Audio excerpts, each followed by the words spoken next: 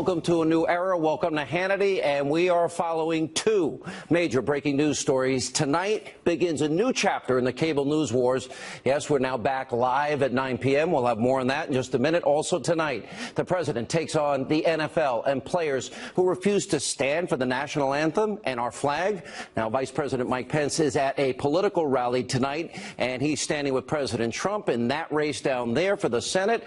We're going to have his comments in the course of the program this hour. Steve Bannon will join us in his first cable interview since leaving the White House. Also tonight, Newt Gingrich, Laura Ingraham, and these announcements, they're massive. You don't want to miss it. But first, tonight's all-important opening monologue. All right, so we're now back at our old time slot, 9 p.m. Eastern. We're glad you're with us. We're living in very interesting times in America. Now, sadly, many big institutions, they are failing you, the American people. We're now living in a time you have powerful groups within the government. They've decided they want to undermine a sitting president that you elected. The deep state bureaucrats, they're selectively leaking at a rate of almost a leak a day. It's all unprecedented, and it's all in an attempt to damage and destroy the administration. Now, the Democratic Party, for their part, they're void of any and all ideas. They just want to attack the president 24/7, 365. They're not offering any solutions to you, the American people. You've got Republicans, you got never-Trumpers. They're too timid, they're too weak to take the necessary bold actions we need to get the economy and health care and our nation's security back on track. And as it relates to the cable wars, well, the media is more corrupt than ever. Almost all of the mainstream media is now abusively biased and ideologically driven. They're advancing on like a minute-by-minute basis their radical left-wing agenda. You got websites, magazines, newspapers. You got the New York Times, the Washington Post, and especially cable TV, fake news CNN, MSNBC conspiracy TV. They are purposely propagandizing the country 24/7. So tonight, as we begin this new journey together in this new time slot, I'm promising you this. I'll be working diligently every single night to take on those groups together because there's so much at stake for this country, and we do hope you will join us every night. We hope you'll tell your friends. Now, unlike the rest of the media, this show, we're going to present news and information that the left-wing media will never tell you about. This show, we're going to be setting the record straight. We're going to be presenting strong, thoughtful, powerful opinion. No conspiracy theories, unlike our so-called competitors. And here's my promise to you. We'll also do something the mainstream media never does. We'll be offering solutions on a regular basis and ideas to the country's many challenges. So, moving forward tonight, this show is going to be about looking out for the forgotten men and women in this country, what this election was about. We have nearly 50 million Americans on food stamps, nearly 50 million Americans in poverty, 90+ million Americans out of the labor force, a 51-year low home ownership rate. We've doubled the national debt. My promise to you is this. We will hold Washington accountable together. That includes all the politicians, both parties, those who have failed this country and the people of this country, and those who think that they should be served instead of being public servants, which is what they were elected to do. Now, a reminder. This is a marathon. It's not a sprint. There are many, many people, I'm telling you, in the mainstream media and on the left, they want me to fail and fail miserably. They've wanted that now. I'm beginning my 23rd year here at Fox. And many, they'd even like to silence all conservative voices. I'm not doing the show for media critics. I never will. I am doing this show for all of you and the forgotten men and women in this country. So, tonight as we begin, I hope you'll join us every night, 9 Eastern. We hope you'll tell your friends. We hope you'll set your DVR. We hope you'll never miss an episode. The goal of this show is to make America the strongest it can be, the land of security, prosperity, where every single American can fulfill their dreams. And we do thank you for tuning in. All right, now tonight, our top story, President Trump taking on the NFL for players who refuse to stand for the national anthem. Here's what the president said on Friday. Take a look. Wouldn't you love to see one of these NFL owners, when somebody disrespects our flag, to say, get that son of a bitch off the field right now, out, he's fired. Now, after President Trump's comments on Friday and over the weekend, many NFL players, coaches, and owners responded in a massive protest. 1 in 8 NFL players did not stand for the national anthem. 3 teams, they even refused to take the field during the Star-Spangled Banner. And one Pittsburgh Steelers player, Alejandro Villanueva, a former Army Ranger, he was brave enough to defy his coach and his entire team and stand proudly for the national anthem. I'm going to have something to say about him later in the program. Now, 2 national anthem performers, even they took a knee while singing, and multiple owners issued statements condemning President Trump. Why? For daring to call players out. Let me tell you the facts here. This is beyond disrespectful to the country, to the men and women, the millions who have fought, bled, died, were injured defending and fighting under that flag. Look, NFL players, you want to protest, go knock yourselves out. But when you disrespect the flag, you're doing nothing for the people in this country to advance the ball for the forgotten men and women that are suffering. And frankly, you're spitting in the eye of every service member who did serve, fight, bleed, and die under that flag. And what's even more sad, a Pittsburgh Steelers player, the former Army Ranger, Alejandro Villanueva, he was even criticized by his own coach. After the game, his own coach, Mike Tomlin, said this. Take a look. Many of them felt like something needed to be done. I asked those guys to discuss it, and whatever they discussed, that, you know, we have 100% participation or we do nothing. They discussed it for an appropriate length of time. They couldn't come to an understanding, so they chose to remove themselves from it. They were not going to be disrespectful in the anthem, so they chose not to participate, but at the same time, many of them were not going to accept the words of the president. So we decided to sit it out, to not take the field. I was looking for 100% participation. We're going to be respectful of our football team. Now, as I said, we'll have more on Alejandro later in the program. Suffice to say, his jersey skyrocketed to #1 on NFL.com. That speaks volumes.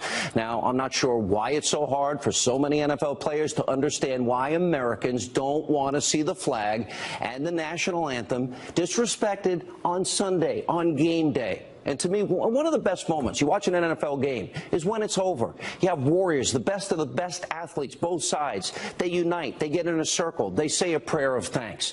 That I love. If the NFL of players, you want to choose to make political statements, you have every right to do it. And I'm predicting right here and now tonight that the fans that disagree and find it offensive, they're going to flee. That's also their right.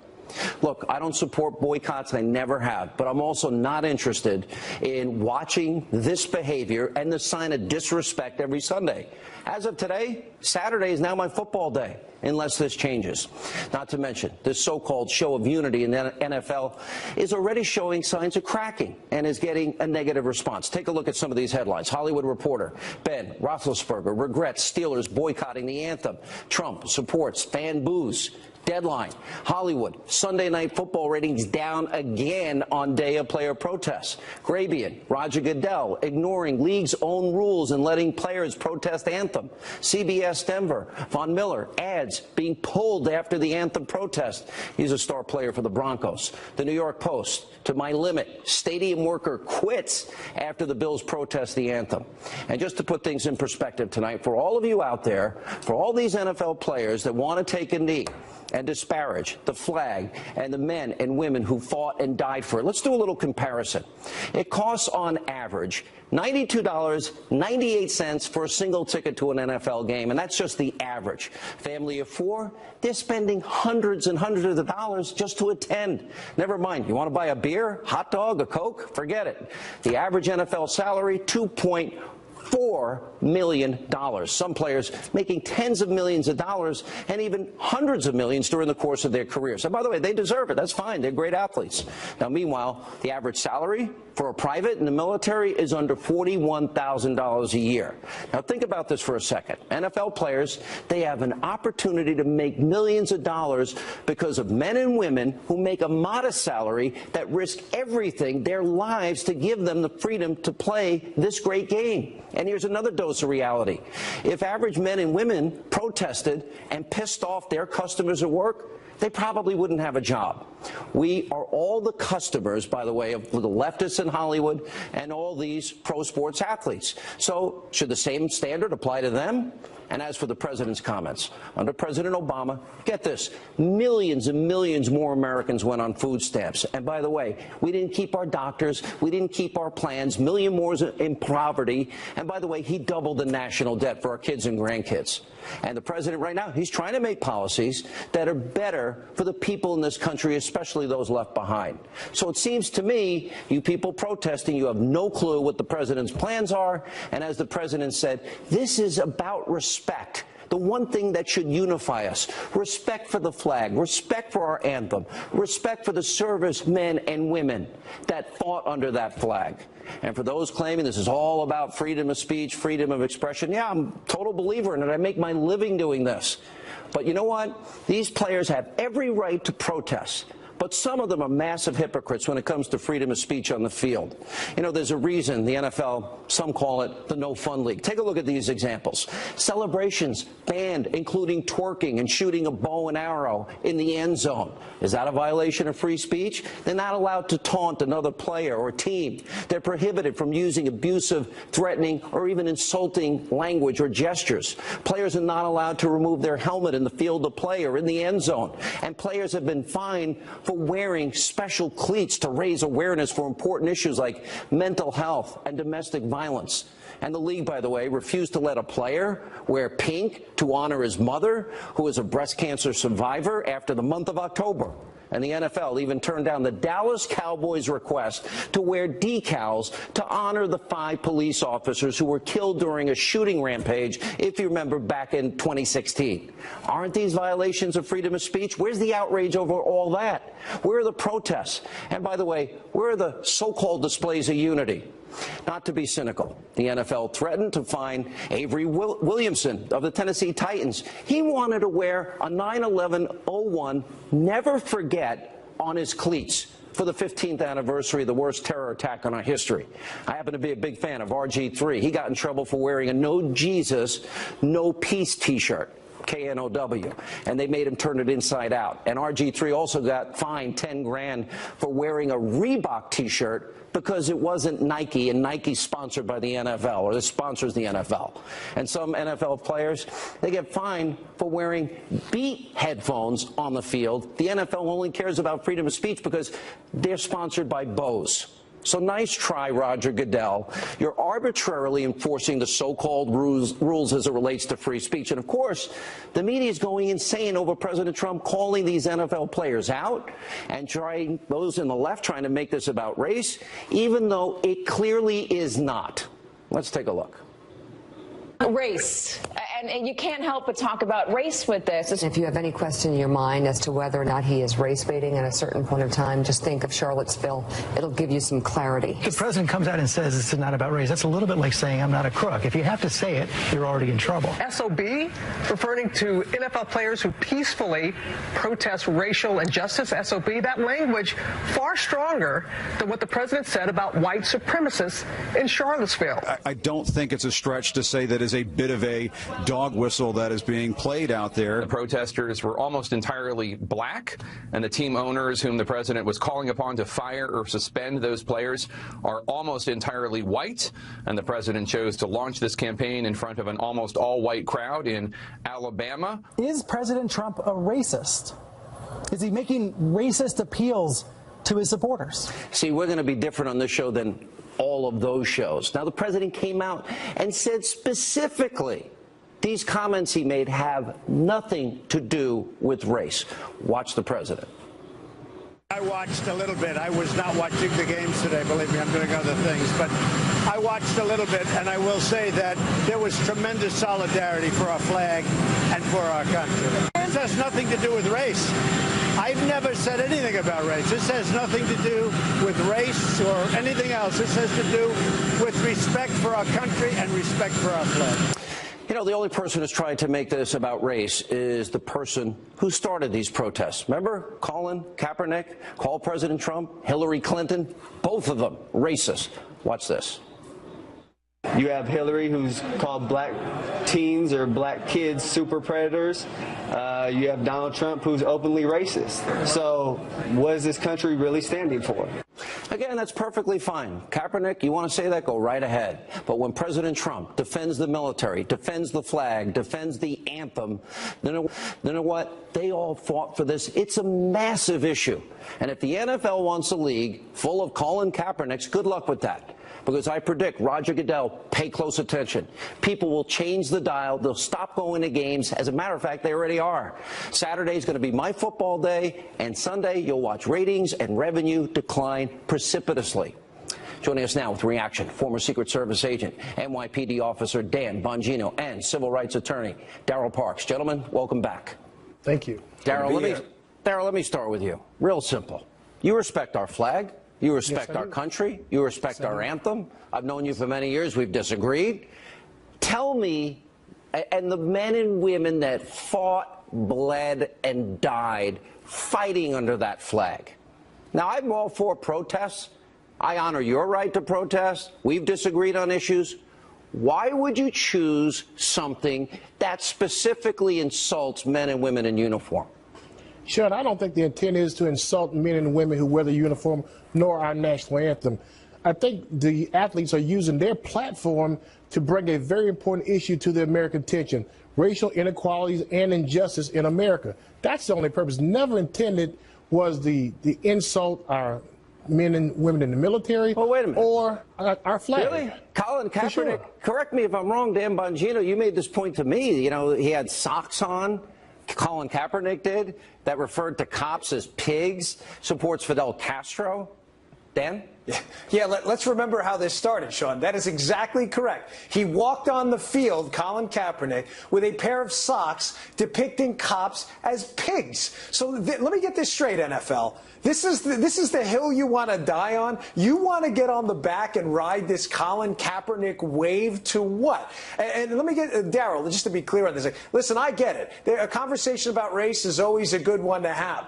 But it's not the conversation Americans are concerned about. It's the format you choose to do it. Kneeling during the anthem is universally accepted as an act of disrespect. Why would you do that and insult everybody who you're trying to, quote, engage in a conversation on race? It's ridiculous. Let me say this. There's a way and a time to have a conversation on race, right?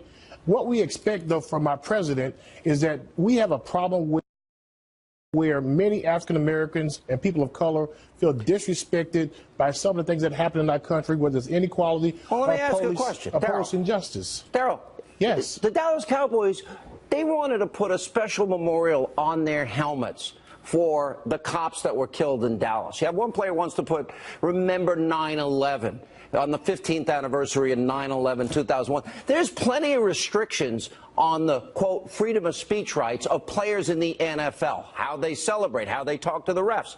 There's plenty. That's never come up. But the American people are viewing this differently. So tell me why this is okay and honoring dead police officers murdered in the line of duty is not. Well, Sean, certainly I can't answer for the NFL. They have you don't want to try and answer for the NFL because it's called. By the way, I'm going to put up the socks. Look at that. Cops as pigs.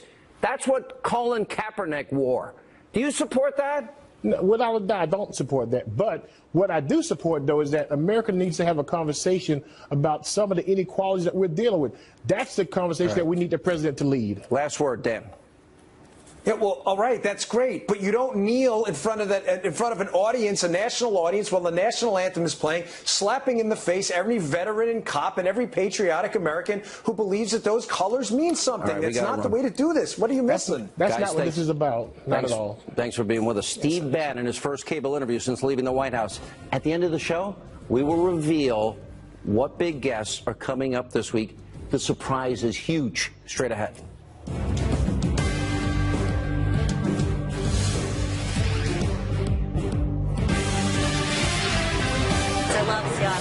But it makes me have a different view on them now. Don't take a knee. Don't sit down. Don't do anything like that. You don't want to be here? Leave. I don't think it's American at all. If you're going to do that, don't play in America. for them to not come out at Soldier Field, that's dedicated to the military, and for them to be that disrespectful and not come out on Soldier Field, I'm done with it. There's other ways that you can give a stance and you give a say, and I don't think it should be through our national anthem. I think it's shameful, and I would like to see those Colts players leave the country and leave the team. Welcome back to Hannity, our new time live, 9 Eastern now. Those were some NFL fans who are not happy with the players who disrespected our national anthem and our flag. Earlier tonight, the Vice President, Mike Pence, he spoke out on this very issue. Let's take a look. I stand with President Donald Trump, and I will always stand for our national anthem. We've all got a right to our opinions. But I don't think it's too much to ask the players in the National Football League to stand for our national anthem. It's about respect for the flag, respect for the country. And most importantly, it's about respect for all those who fought and died to defend it. Here now with reaction, former Trump White House chief strategist, his first cable interview since leaving the White House, the executive chairman of Breitbart News, Steve Bannon. Mr. Bannon, you're like, you did one interview that I've seen my entire life of you, although you've been on the program before. Good to see you, and you're joining us from Alabama tonight. We'll get to football in a minute. Tell us why you are in Alabama. Mike Pence was at one rally. You were at another for Roy Moore. Tell us why. I'm here to support President Donald J. Trump. What I'm here to do is to support Donald J. Trump by having folks down here support Judge Roy Moore. I think Roy Moore is the guy that's going to represent Donald Trump and fight the establishment. I mean, it's very simple. This election is $30 million being spent by Mitch McConnell and that crew of corrupt and incompetent politicians and consultants. They've raised $30 million of outside money to destroy Judge Moore. Judge Moore has raised about $2 million. So, Sean, it's very clear to me. That's why you got Laura Ingraham and Levin and Dr. Savage and you know, Mark Meadows, everybody and me that have been hardcore Trump supporters, and Sean Hannity, hardcore Trump supporters that have thrown down with Judge Moore. So I'm very proud to be down here. This is the first time I've really ever done a campaign event. I got the old bomber jacket on, the complete rig I used to wear during the campaign with President Trump. And I said tonight, you know, Sarah Palin, Louis Gohmert, all of us, the hardcore Trump people, we're not here to defy President Trump. We were here to praise and honor him. And we think the best way to do that is to send somebody to Washington, D.C. out of Alabama, the good folks of Alabama, to send somebody that's going to have Donald Trump's back. I believe Roy Moore is going to be more the outsider. And the fact that Mitch McConnell and the establishment are pouring millions of dollars into this race, into that state, tells me that Luther Strange is going to end up being, in some ways, having to support them and more inclined to support them. And frankly, I think the biggest disappointment in D.C., you actually said it in an interview, I think to a certain extent Mitch McConnell does not support the president's agenda, economic agenda, and it's obvious. He hasn't gotten a thing done, Steve, in 8 months. We're now in the 9th month of the Trump presidency. There's no excuse for that, in my opinion. It's very simple. You know, Strange can't sit there and say, I'm going to stand up to Mitch McConnell. I'm going to Washington, stand up to him. Mitch McConnell's giving him $30 million. $30 million not to come down here to Alabama and debate the issues. They're not debating illegal immigration or the trade deals or anything like that. What this was about was the politics of personal destruction. The exact same game plan that they ran on Donald Trump. This is not this is not about doing everything about a debate. This is about trying to destroy Roy Moore, just like they tried to destroy Donald J. Trump. You know, in many ways, I think the Destroy Trump media will misinterpret the list of people that you mentioned, including myself. I want Roy Moore to win this race tomorrow, and they'll try and create a divide. It's actually to support the president. And I understand the president's a loyal guy, had a relationship with Luther Strange. I endorsed Mo Brooks in the first run around here. I've known him 27 years. I know he's a good man. But I do believe what you're saying here. And explain the ads that are being run, because they look like they could have been written and produced by Nancy Pelosi and Chuck Schumer. They're worse. I mean, this is what Karl Rove and Stephen Law and Ward Baker, this is what they've done. They've tried to give ammunition to the Democrats later on if Judge Moore wins tomorrow. I mean, this is unacceptable. They've done the cruelest, nastiest ads I've ever seen to destroy Judge Moore, who's a righteous man, and his wife and his family. This is the same thing they did with Donald Trump. This is not about debating the issues. They try to destroy Donald Trump. The same gang that's going after Roy Moore is the same gang that went after Donald Trump. And I got to tell you, I think it's sometime later after tomorrow, a real, review has to be done of how President Trump got the wrong information and came down on the wrong side of the football here, because I agree with you. I love Mo Brooks, and I was really shocked to see Mo Brooks not get into the second round. Mo Brooks is a good man. Mo Brooks has stood with us. He stood with Jeff Sessions for many, many years, and he's a good man. This should have never happened. This should have never had Hannity and Palin and Levin and Dr. Savage and Laura Ingraham, all the people that are diehard Trump people, all the people that are there for the beginning. We're not sunshine patriots. We're with Donald Trump through thick and thin. This should have never happened, Sean, and this has got to be reviewed. This is not a referendum on the president, the way the media wants to do. I would argue this is a referendum on McConnell. Do you agree with that analysis?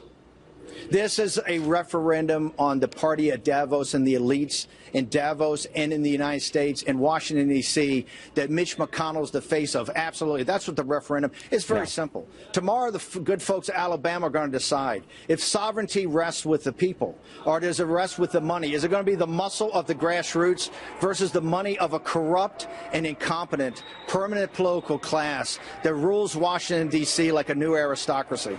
You know, we've had similar attacks over the course of our careers. I know they called you Darth Vader. I did like your line when you were on 60 Minutes when you said, I'm a street fighter, because that's kind of how I view things. I fight for the things that I believe in and the people in this country that have been left behind. I don't know who'd win in a fight, but we fight for principle and things that are important and helping men and women that are suffering.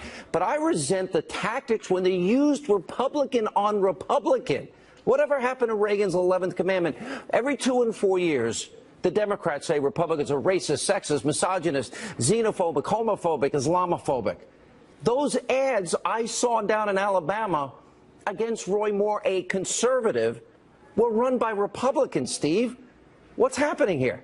The elites represented by Mitch McConnell, right, hold me in contempt, right? They think I'm a bad guy. They think I'm a dangerous guy. I wear their contempt as a badge of honor, okay? They have helped destroy this country. They have done nothing but allow economic hate crimes against the working men and women in the heartland of this country. The factories went to China and the drugs came in. Okay, we've got to stop it. Tomorrow in Alabama, the good folks of Alabama got a choice. This is Jeff Sessions' seat, Sean. You know how close I am to Jeff Sessions. I know how close you are to Jeff Sessions. Jeff Sessions has been our mentor. Jeff Sessions is a man with a pure heart and tough as boot leather. This seat is Jeff Sessions' seat. And that's why tomorrow I hope the folks in Alabama send another righteous man, a righteous man like Jeff Sessions. I hope they send Judge Moore. I hope they send Judge Moore into the runoff with the Democrat. One comment you made since you left the White House I didn't like, and when you said to the extent that the Trump presidency that a lot of us fought for, which I think is the forgotten men and women agenda of this country, and they deserve to be served, especially after 8 years of Obama, 13 million more Americans on food stamps, 8 million more in poverty, lowest labor participation rate. These are real people, real lives, real damage. I didn't like when you said the Trump presidency we fought and voted for and you thought was over. Because you're still fighting for it, I'm still fighting for it, and people in this country are fighting for it every day, and I don't think it's over yet. I think this is only beginning in a lot of ways. It's not going to be over if we fight and help President Trump. President Trump needs help. It's the reason I left the White House. Yeah. I told him I was going to go after the establishment. Go after the establishment first and the Democrats next. Look, it's Mitch McConnell and Paul Ryan that have allowed there's 3 investigative committees on Capitol Hill. They have full subpoena power. They have an unlimited budget. They're going after President Trump. Yeah. They're going after him every day. Let me ask you a last question. They're going after him every day. I never heard of the term alt-right until this election. Never. Now there's alt-left, radical left. So I don't even know what that means. What does it mean to you? And secondly, because they try to imply it's racist. I wanted to get your comments about the president, I think, speaking out rightly for the flag and for the anthem and for the men and women who serve this country. You know, about taking a knee for the national anthem, I said in this speech tonight, if people in this country take a knee and the National Football League players want to take a knee, they should take a knee at night, every night. And thank God in heaven Donald J. Trump is President of the United States. He has saved this country so much grief. He has done such a tremendous job with virtually no help. And that's what I meant when I said that. I stepped out to make sure that Mitch McConnell and the Republican establishment starts to have a Republican back, because you know what? Mitch McConnell wouldn't be majority leader if Donald Trump didn't drag a half a dozen senators across the goal line in November. So it's time for the Republican establishment to step up and have the back of President Trump. All right, Steve Bannon, hope you come on the program more often. Appreciate you being with us. Thank you so much on our first 9 p.m. show. Thanks, as we brother. move back a new time slot, which was our old time slot. All right, we have a huge announcement at the end of the show. But first, Duke Gingrich, Laura Ingraham, straight ahead.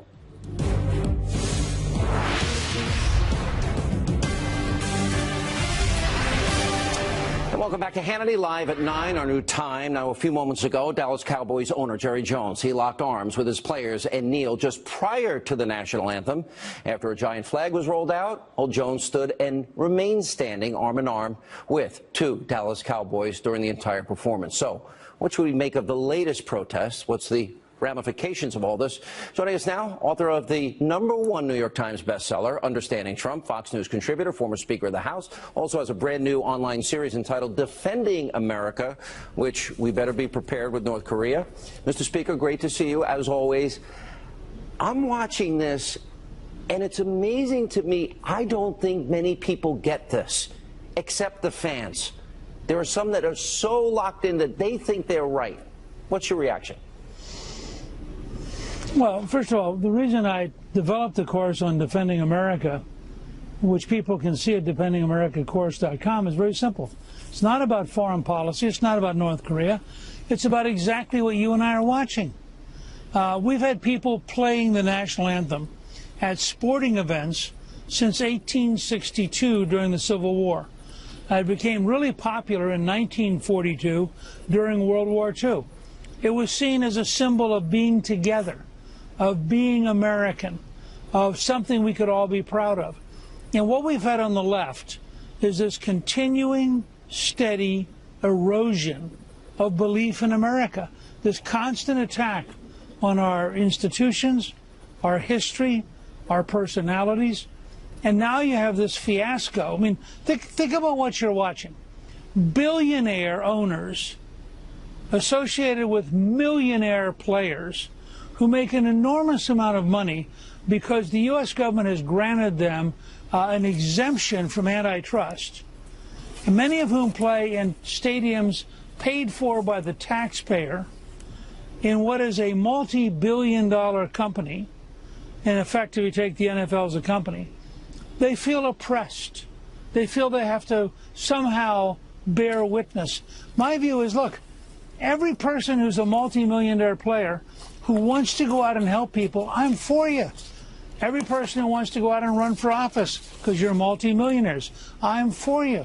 What I'm not for is for you to take a sporting event that we all tuned into as a unifying act and destroy it by your personal bias and your personal ideology, and that's what we're currently watching. Let me add emphasis to your point. According to Fox Sports, $7 billion plus $1 billion taxpayers have paid for new stadiums and renovations. Do you know, Business Insider and New Jersey Star Ledger report $5.4 million that the military's paid the NFL to salute the troops. Listen to what Hillary Clinton said earlier tonight. I want to get your reaction to her vicious statement.